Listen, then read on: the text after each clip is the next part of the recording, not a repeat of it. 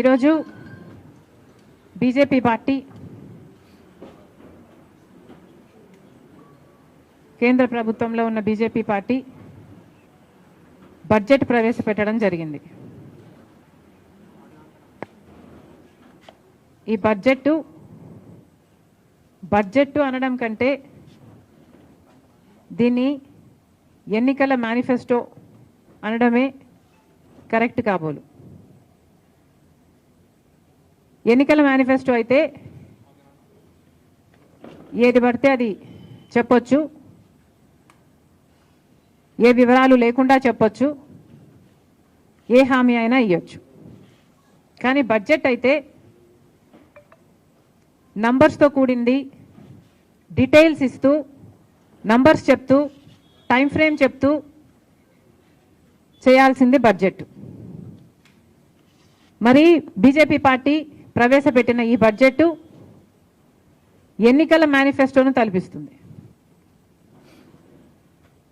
4 అంశాలు మాత్రమే మాట్లాడారు ఆంధ్ర రాష్ట్రం గురించి. వీటిల్లో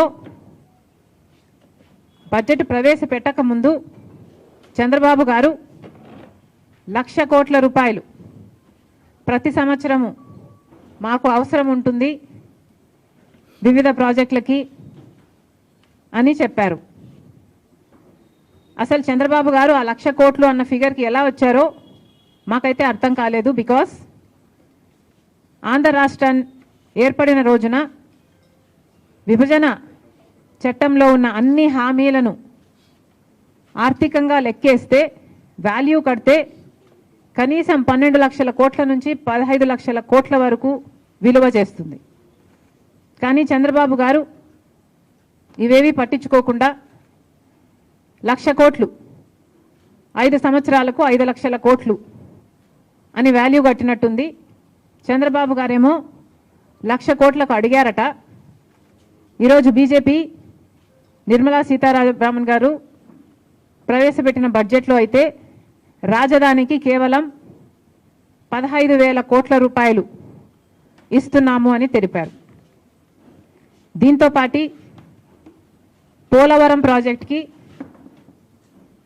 మేము పూర్తి చేసే బాధ్యత మాది అన్నట్టుగా మాట్లాడారు.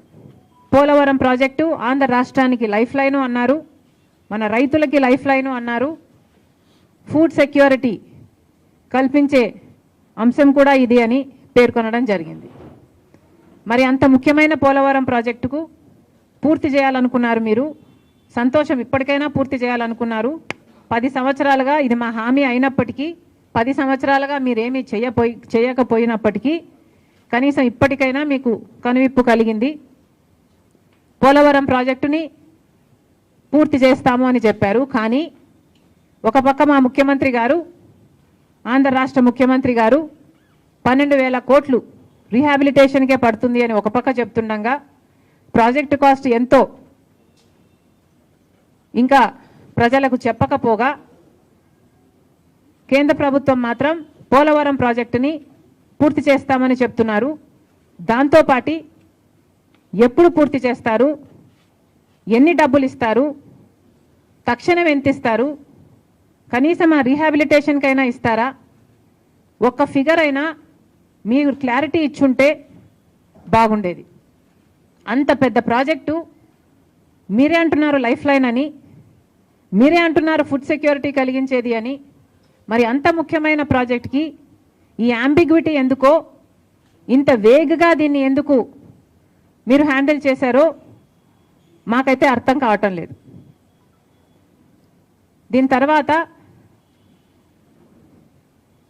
కర్నూలు దగ్గర ఒక ఇండస్ట్రియల్ హబ్బు, కొప్పర్తి దగ్గర ఇంకొక ఇండస్ట్రియల్ హబ్బు మీరు సహకరిస్తామని చెప్పారు. దానికి సంబంధించి డబ్బులు ఇస్తామని అన్నారు. కానీ అవి కూడా ఎంత ఇస్తారో స్పష్టం చేయలేకపోయింది బీజేపీ పార్టీ. అంటే మీరు డబ్బులు ఇస్తాము ఇండస్ట్రియల్ డెవలప్మెంట్ కోసం అని చెప్తూనే ఎన్ని డబ్బులు ఇస్తారో చెప్పకపోతే అది మేము ఏమనుకోవాలి? అంటే రోడ్లకు, పైప్ లైన్లకు మీరు ఇస్తున్న డబ్బు 500 కోట్ల, లేకపోతే ఇన్ఫ్రాస్ట్రక్చర్కి కూడా కలుపుకొని 5,000 కోట్ల? మీరు ఏం మాట్లాడుతున్నారు? మాకైతే క్లారిటీ లేదు. అందుకే అంటున్నాం, బడ్జెట్ అంటే అంకెలకు సంబంధించిన విషయం. కానీ ఎక్కడా మీరు అంకెలు ఇవ్వకుండా వేగ్గా దీనికి ఇస్తాం దానికి ఇస్తాం అని కబుర్లు చెప్పినట్టుగా ఉంది, ఎన్నికల మేనిఫెస్టో లాగా. ఇంకా గ్రాంట్స్ ఇస్తాం వెనుకబడిన ప్రాంతాలకి, ఉత్తరాంధ్రకైతేనేమి, రాయలసీమకైతేనేమి, ప్రకాశంకైతేనేమి గ్రాంట్స్ ఇస్తామని చెప్పారు. అది కూడా ఎప్పుడు ఇస్తారు, ఎంత ఇస్తారు, ఏ ప్రాంతానికి ఎంత ఇస్తారు, ఒకటైనా క్లారిటీ ఉందేమో, కనీసం టీడీపీకైనా జనసేనకైనా క్లారిటీ ఉందేమో ఆంధ్ర రాష్ట్ర ప్రజలకు చెప్పాలి. ఇలా ఏది క్లియర్గా లేకుండా ఎన్నికల మేనిఫెస్టోను తలపించేటట్టు ఉంది బీజేపీ పార్టీ ప్రవేశపెట్టిన బడ్జెట్. అసలు మానేసి కొసరిచ్చినట్టు ఇవన్నీ మాట్లాడారు. కానీ అసలు విషయం ఆంధ్ర రాష్ట్ర హక్కు అయిన ప్రత్యేక హోదా. మరి అసలు ప్రత్యేక హోదా గురించి మీరు ఎందుకు మాట్లాడటం లేదు? మీకు ఆంధ్ర రాష్ట్రం చాలా ముఖ్యమని చెప్పారు బడ్జెట్ ప్రసంగంలో. ఆంధ్ర రాష్ట్ర విభజన హక్కులన్నీ గౌరవిస్తూ మేము ఈ ప్రకటిస్తున్నాము అని చెప్పారు. కానీ మొట్టమొదటి అంశమే ప్రత్యేక హోదా కదా. మరి ఇవన్నీ మీరు ప్రకటించి అసలైన దాని గురించి అసలు మీరు మాట్లాడకనే పోతే మరి ప్రత్యేక హోదా మీరు ఇవ్వదలుచుకోవటం లేదా? ఇవ్వదలుచుకోకపోతే చెప్పే ధైర్యం మీకుందా? మోడీ గారు వచ్చి తిరుపతిలో సభ పెట్టి 5 సంవత్సరాలు కాదు 10 సంవత్సరాలకు ప్రత్యేక హోదా అని తెలుగు ప్రజలందరికీ, ఆంధ్ర రాష్ట్ర ప్రజలందరికీ మాటిచ్చిపోవడం జరిగింది. మరి ఆ మాటను మీరు నిలబెట్టుకోవడం లేదు అని మీరు చెప్పదలుచుకున్నారా? మరి ప్రస్తావనే లేదు అంటే మిమ్మల్ని ఏమనుకోవాలి? పార్లమెంటులో ఇది అప్రూవ్ అయింది, ఉభయ సభలలో ఇది అప్రూవ్ అయింది. ఆ రోజు ప్రధానమంత్రి అయితేనేమి, ప్రతిపక్ష నాయకుడుగా ఉన్న బీజేపీ అయితేనేమి, మొత్తం అందరూ ఒప్పుకున్న అంశం ప్రత్యేక హోదా ఆంధ్ర రాష్ట్రానికి.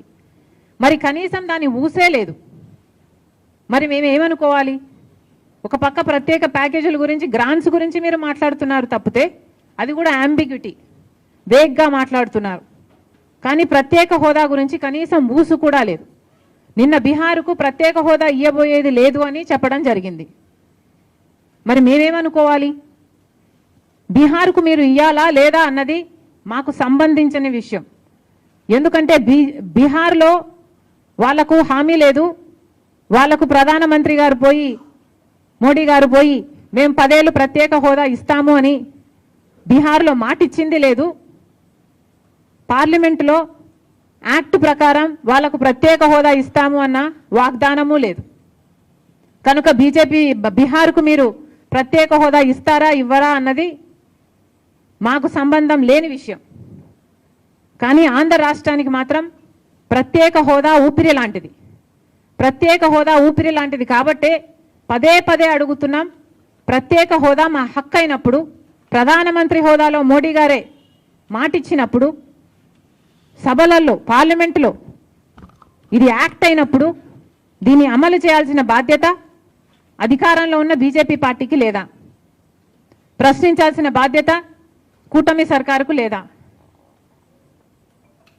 అసలు ప్రత్యేక హోదానే మీరు అంటున్నారే, మీరు ఇస్తామని చెప్పటం లేదు కదా.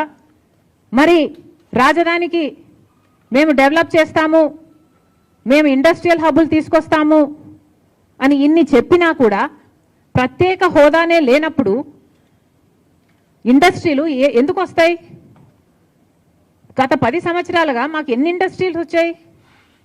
మాకు ఇండస్ట్రీస్ ప్రత్యేక హోదా లేకుండానే వచ్చేట్టుకుంటే మరి ఈ 10 సంవత్సరాలుగానే వచ్చేసి ఉండాలి కదా.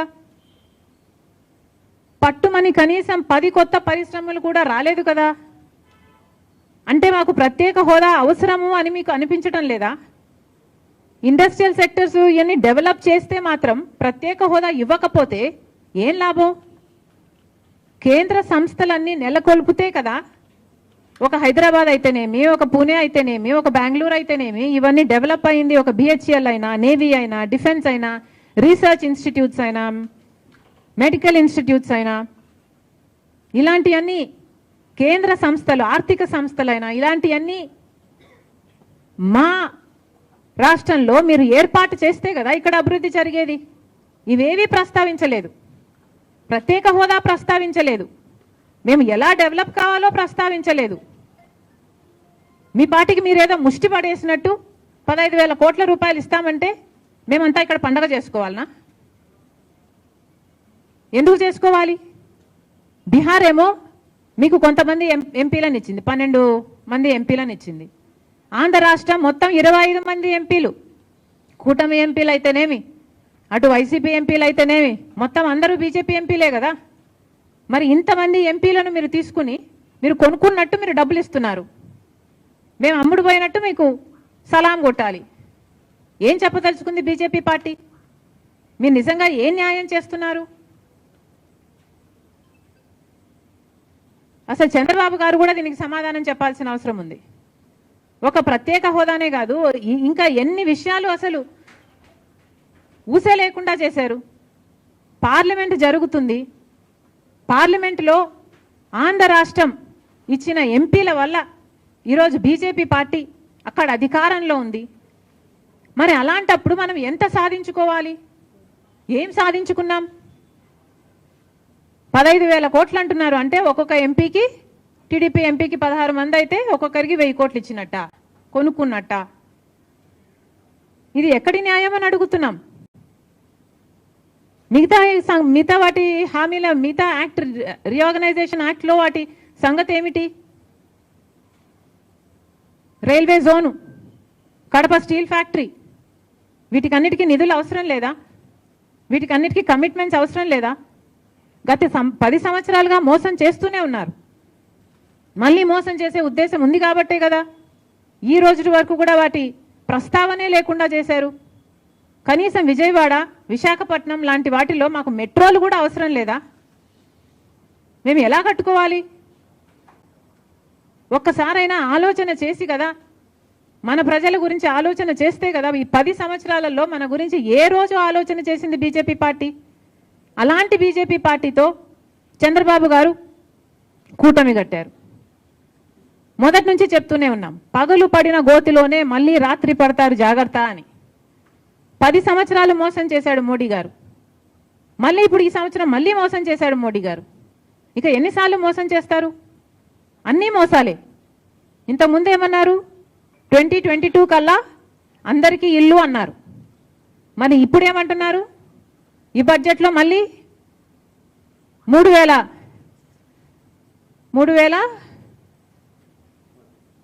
మళ్ళీ కోటి ఇల్లులు అంటున్నారు. 3 కోట్ల ఇల్లులు అంటున్నారు. అది మోసమా? ఇది మోసమా? ఇంతకు ముందేమో స్మార్ట్ సిటీలు అన్నారు, స్మార్ట్గా మోసం చేశారు. ఇప్పుడు మళ్ళీ క్రియేటివ్ రీప్రోగ్రామింగ్ అంటున్నారు. ఎన్ని రకాలుగా మోసం చేస్తారు? మళ్ళీ చెప్తున్నాం, గత 10 సంవత్సరాలుగా ఆంధ్ర రాష్ట్ర ప్రజలను మోసం చేస్తూనే ఉన్నారు. మళ్ళీ మోసం చేయటానికి, మోసపోవటానికి మేము సిద్ధంగా లేము. కూటమి సర్కార్ను మళ్ళీ డిమాండ్ చేస్తున్నాం, ఇప్పటికైనా ఆలోచన చేయండి. ఇది బీజేపీ తత్వం. మీరు 1,00,000 కోట్లు అడిగితే 15 కోట్లు వచ్చి చేతులు దులుపుకున్నారు. ఇది బీజేపీ తత్వం. 10 సంవత్సరాలుగా మనం మోసం చేసినట్టే ఈ 5 సంవత్సరాలు కూడా బీజేపీ పార్టీ మోసం చేస్తుంది.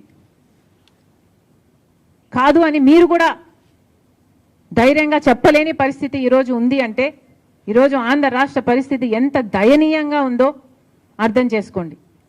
మళ్ళీ చెప్తున్నాం, ఈ బడ్జెట్ లాగా లేదు, మేనిఫెస్టో లాగా ఉంది. ఈ బడ్జెట్ వల్ల అటు ఆంధ్ర రాష్ట్ర ప్రజలు కానీ, దేశంలోని ప్రజలు కానీ, యువత కానీ, చిన్న వ్యాపారులు కానీ, ఆర్థిక వ్యవస్థ కానీ ఎవరు హర్షించని బడ్జెట్ ఇది. అందుకే సెన్సెక్స్ కూడా బడ్జెట్ అయిన వెంటనే 1,200 పాయింట్లు అది కూలిపోయింది. మళ్ళీ చెప్తున్నాం చంద్రబాబు గారికి, చంద్రబాబు గారు మీరు బీజేపీ పార్టీతో కూటమి కట్టారు. ఇంతవరకు మోసం చేసింది చాలు, మోసపోయింది చాలు. ఇప్పటికైనా కళ్ళు తెరవండి. మీరు మద్దతు ఇవ్వడము అనవసరం, బీజేపీ పార్టీకి మద్దతు ఇవ్వడము అనవసరం. ఇప్పటికైనా మీ మద్దతు విరమించుకోండి. బీజేపీ పార్టీ అధికారంలో ఉన్నంత వరకు ఆంధ్ర రాష్ట్రానికి న్యాయం జరగదు. Thank you.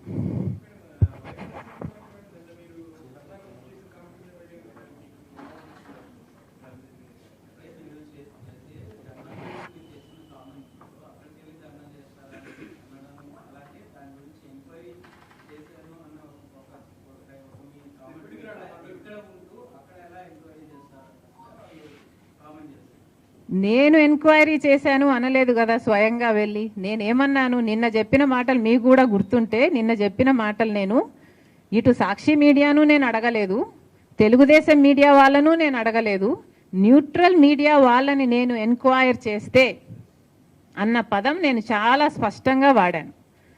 ఇక వాళ్ళ కళ్ళు నెత్తికెక్కే అనుకున్నా, చెవులు కూడా మూసేసుకున్నారని ఇప్పుడు నాకు అర్థమైంది. మేము న్యూట్రల్ మీడియా వాళ్ళని అడిగాము, న్యూట్రల్ మీడియా వాళ్ళు మాకు చెప్పిన అంశాలనే ప్రజల ముందు పెట్టాము. న్యూట్రల్ మీడియా వాళ్ళు మాకు చెప్పిన విషయం ఏమిటి అంటే, మర్డర్ అయిన వాడు, మర్డర్ చేసిన వాడు ఇద్దరు వైసీపీ పార్టీకి చెందిన వాళ్ళే. కొద్ది కాలం వరకు కూడా, బంటిల్ వెరీ రీసెంట్లీ కూడా ఇద్దరు వైసీపీ పార్టీకి చెందిన వాళ్ళే. ఇద్దరు వైసీపీ పార్టీలో ఉన్నప్పుడే వీళ్ళిద్దరికీ విభేదాలు ఉన్నాయి. వైసీపీ పార్టీలో ఉన్నప్పుడే ఒకరి మీద ఒకరు కేసులు పెట్టుకున్నారు. వైసీపీ పార్టీలో ఉన్నప్పుడే ఒకరిని ఒకరు జైల్లో కూడా పెట్టారట. వైసీపీ పార్టీలో ఇద్దరు ఉన్నప్పుడే ఒకరి ఇళ్ల మీదికి ఒకరు కూడా వెళ్ళటం జరిగిందట. ఇద్దరు వైసీపీ పార్టీలో ఉన్నప్పుడే వైసీపీ పార్టీ ఇన్ఛార్జ్ కూడా పంచాయతీ చేయబోయాడు. ఇవన్నీ మాకు లోకల్ మీడియా ద్వారా మేము ఎంక్వైరీ చేస్తే మాకు అర్థమైన విషయం. కాబట్టి ఇది పొలిటికల్ మర్డర్ కాదు. ఇద్దరికి వ్యక్తిగత డిఫరెన్సెస్, వాళ్ళు వైసీపీ పార్టీలో కలిసి ఉన్నప్పుడే నుంచే ఈ డిఫరెన్సెస్ కొనసాగాయి అన్న విషయం మాకు అర్థమైంది. మరి ఇది పొలిటికల్ మర్డరే కానప్పుడు ఒక పార్టీ మొత్తము ఢిల్లీలో ఎందుకు ధర్నా చేస్తున్నారు అని అడుగుతున్నాం. మీరు ఢిల్లీలో ధర్నా చేస్తున్నారు మీ ఉనికి కోసం, మీరు అటెన్షన్ డ్రా చేయడం కోసం, ఇక్కడ అసెంబ్లీని తప్పించుకోవడం కోసం. మరి మీరు ధర్నాలు చేసే వాళ్ళే అయితే ప్రత్యేక హోదా కోసం 5 సంవత్సరాలుగా ఎందుకు ఢిల్లీలో ధర్నా చేయలేదు? మీరు ధర్నాలు చేసే వాళ్ళే అయితే పోలవరం కోసం ఎందుకు ధర్నాలు చేయలేదు? కడప స్టీల్ ఫ్యాక్టరీ సొంత నియోజకవర్గం కదా, మరి దానికోసం ఎందుకు ధర్నాలు చేయలేదు? విశాఖపట్నం స్టీల్ మునిగిపోతుంది, క్యాప్టివ్ మైన్స్ కావాలి అని ఆ రోజు ఎందుకు ధర్నాలు చేయలేదు? ఇవన్నీ జగన్మోహన్ రెడ్డి గారు సమాధానం చెప్పాల్సిన అంశాలు కాబట్టే మేము ప్రశ్నించడం జరిగింది. ఈరోజు మీ సొంత పార్టీ విషయాన్ని ఏదో జాతీయ సమస్య అయినట్టు దానికి ఒక పెద్ద పిక్చర్ ఇచ్చి ఢిల్లీ వరకు వెళ్ళి ధర్నా చేస్తున్నారే.